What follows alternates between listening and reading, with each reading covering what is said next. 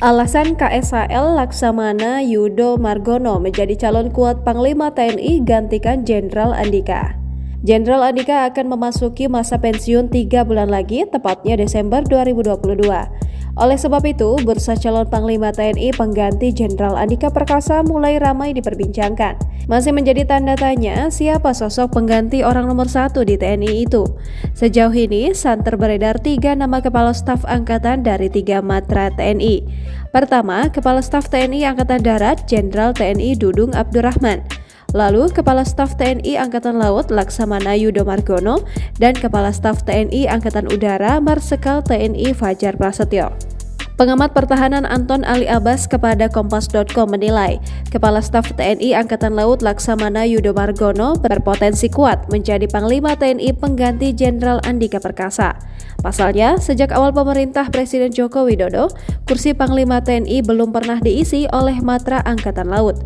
Sementara masa jabatan Jokowi hanya tersisa 2 tahun lagi hingga Oktober 2024. Mengacu pasal 13 ayat 3 Undang-Undang Nomor 34 Tahun 2004 tentang TNI, kata Anton, posisi Panglima TNI dapat dijabat secara bergantian.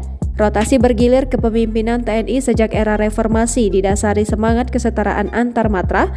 Rotasi kepemimpinan berangkat dari pengalaman era Orde Baru, yang mana hanya elit satu matra saja yang menjabat Panglima Angkatan Bersenjata.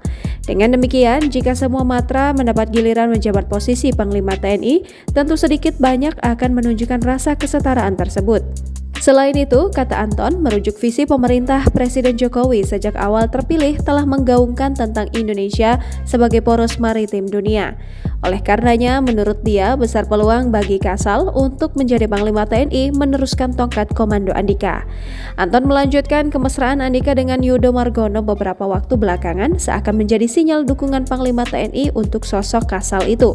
Namun demikian, Anton menekankan, penunjukan Panglima TNI sepenuhnya hak prerogatif Presiden. Terkait hubungan yang kian harmonis beberapa waktu belakangan ini, Laksamana Yudo Margono menyatakan loyal dengan Panglima TNI Jenderal Andika Perkasa dalam melaksanakan tugas. Yudo mengatakan loyalitas tersebut karena Andika sebagai Panglima TNI merupakan pengguna kekuatan terhadap prajurit yang dibinanya. Oleh karena itu, Yudo menampik kedekatannya dengan Andika bukanlah sebuah kemesraan. Diketahui, Yudo dan Andika beberapa kali berinteraksi bersama. Interaksi paling mencuri perhatian publik yaitu ketika Yudo menjadi Kepala Staf Angkatan pertama yang dikunjungi oleh Andika selepas dilantik Presiden Joko Widodo menjadi Panglima TNI tahun lalu.